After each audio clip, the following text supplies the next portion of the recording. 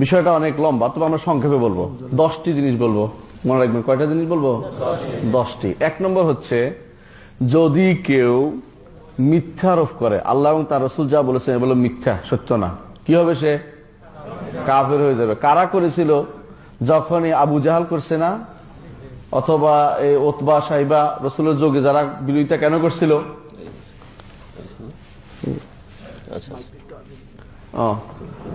Abu Jahl, Utba Saiba এই জাতীয় যুগে যুগে প্রত্যেক নবীরে যারা শত্রু ছিল তারা কিন্তু নবীদের বিশ্বাস করে না, মিথ্যা আরোপ করতো, তাই না? আল্লাহ তাআলা কোরআন কারীমে বলেছেন, কাযাবা আসহাবুল আদিল কাযাবা কাওম নূহিল মুরসালিন কাযাবা কাওম হুদিল মুরসালিন। আল্লাহ তাআলা ভালো বলছেন যে মিথ্যা আরোপ করতো যারা। এই জন্য কোরআন এবং সুন্নাহর কোনো কিছুর উপর মিথ্যা আরোপ করবে, সে কি হয়ে যাবে? কাফের হয়ে যাবে, জাহান্নামী, চিরস্থায়ী জাহান্নামী হয়ে যাবে।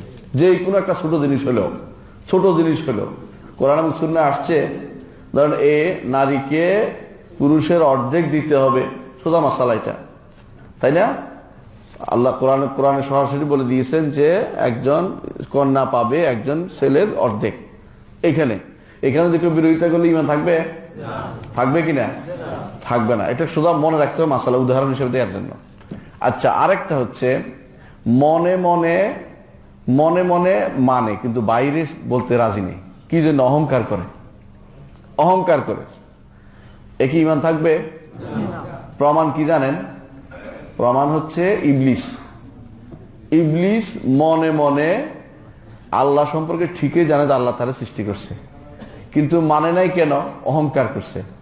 কেন অহংকার করছে? যে আদম হচ্ছে মাটির তৈরি, আমি হচ্ছি আগুনের তৈরি, আমি ওরে কেন মেনে নেব? এই জন্য কি হয়েছে? কাফের হয়ে গেছে। দুনিয়ার বুকে অনেকেই ইসলাম হক মানে কিন্তু জানে, কিন্তু মানতে রাজি নেই। এরা কি হবে? কাফের হবে। ক নম্বর বললাম? 2 নম্বর। ঠিক আছে। 3 নম্বর হচ্ছে যে কিছু মানুষ আছে যারা সন্দেহ পোষণ করে। সন্দেহ বুঝেন? সন্দেহ করতেছে যে হতেও পারে, নাও হতে পারে। সন্দেহ করতেছে যে আল্লাহ কি আছে কি নাই, আল্লাহ থাকলে কি আসলে থাকতেও পারে, আখিরাতে হতেও পারে। এই জাতীয় সন্দেহ করলে ঈমান থাকবে কিনা? ঈমান হচ্ছে দৃঢ় বিশ্বাসের নাম। দৃঢ় হইতে হবে, অন্তরের ভিতরে দৃঢ়ভাবে হইতে হবে। শুধুমাত্র ভাষা হতেও পারে, হ্যাঁ হতেও পারে, নাও হতে পারে, এরকম করলে ঈমান হয় না, এটা ঈমান না। এই সন্দেহ পোষণ করলে কি হবে? কাফের হয়ে যাবে। আপনি যদি মনে করেন যে ফেরেশতা আছে কি নাই, কি হবে? কাফের হয়ে যাবে। মনে করেন যে আল্লাহ কিতাব নাজিল করছে কিনা, কি হবে? কাফের হবে। আখিরাত কি হবে কি নাই, কি হবে? আযাব কি হবে কি হবে না, কি হবে? কাফের হয়ে যাবে। সোজা কথা এটা। যতটুকু সন্দেহ থাকলে কাফের হয়ে যাবে। এরপর হচ্ছে আপনার এখন ধারণা হচ্ছে যে সন্দেহ না, তবে মনে হয় ঠিক আছে, মনে হয় করে কথা বলছেন, এটা কি হবে? কাফের হয়ে যাবে। মনে হয় কেন? আল্লাহ তাআলা বলছে, ইন্না যুন্নু ইল্লা যান্না ওয়া মা নাহনু বিমুস্তায়কিনিন। আমরা ধারণা করে কথা বলছি, আমরা ইয়াকিন নাই। এটা বললে কি হবে? কাফের হয়ে যাবে। কয়টা গেল? 4টা। আচ্ছা, এরপরে হচ্ছে এরাদ। আল্লাহর দ্বীনের দিকে মুখ তুলেও তাকাবো না। তুমি যাই হই না কেন, আমি শুনবো না। প্রমাণ কি জানেন? আল্লাহ রসুল গেছিলেন তায়েফের ময়দানে। এক বেটা বলছিল, 3 ভাইয়ের এক ভাই বলছিল, তোমার দিকে ফিরেও তাকাবো না। বুঝছেন? আল্লাহ তাআলা বলে দিয়েছে এই জাতীয় লোকরা যারা ওমান আযলামু মিম্মান যুক্কিরা বিআয়াতি রাব্বি সুম্মা আরাদা আনহা ইন্না মিনাল মুজরিমিনা মুনতাকিমুন। এরকম মুখ ফিরিয়ে থাকলে যারা কাফের হয়ে যাবে। একটা বিরাট গোষ্ঠী কোরআন হাদিস পড়বে না, তাদের জীবনে ছাত্র ছেলেদেরকেও পড়াবে না, দেখবেন। কিন্তু আছে কিনা? কামেল পাশ করে না, ওই সাধারণ ডক্টর ডিগ্রি নয়, কিন্তু কোরআন হাদিস পড়তে পারে না, জানেন? ঠিক না? এরা দিন পড়ায় না, পরিবারের মধ্যে দিন নিষিদ্ধ এদের। এরা ঈমান আছে কিনা? ঈমান নাই। এরা দান দিন ইল্লাহ পুরোপুরি ইচ্ছা করে। হ্যাঁ, ইচ্ছা না করে কারো পড়তে পারে না বা শয়তানের ওয়াসওয়াসা পড়ে, এটা আলাদা মাসালা। ইচ্ছা করে মুখ ফিরিয়ে রাখছে, এরা কিন্তু কাফের হয়ে যাবে। আর হচ্ছে ঠাট্টা করলে কাফের হবে। কত নম্বর এটা? 6 নম্বর। ঠাট্টা করলেও কাফের হয়ে যাবে। ঠাট্টা কিরকম? কেউ দাড়ি নিয়ে ঠাট্টা করে, আল্লাহ বুঝি দাড়ির কথা বলছে, নাউজুবিল্লাহ, এই কথা বলবে। আবার কেউ কিছু নষ্ট করে দিয়ে বলবে, এটার মধ্যে ইসলাম তোমার আটকে রইলো, এটার মধ্যে ইসলাম রইলো, পর্দার মধ্যে ইসলাম। মানে এই জিনিস নিয়ে যারা ইসলামের যে কোনো বিধান নিয়ে ঠাট্টা করবে। অথবা ধরেন রাসূলুল্লাহ সাল্লাল্লাহু আলাইহি ওয়াসাল্লাম বলছে যে মাছির এক ডানায় কি আছে? আরোগ্য আছে, আরেক ডানায় রোগ আছে। আপনি ডাক্তার মানুষ, আপনি ঠাট্টা করলেন, আপনি কি হবে? কাফের হয়ে যাবেন। থাকবে না, ঈমান থাকবে না।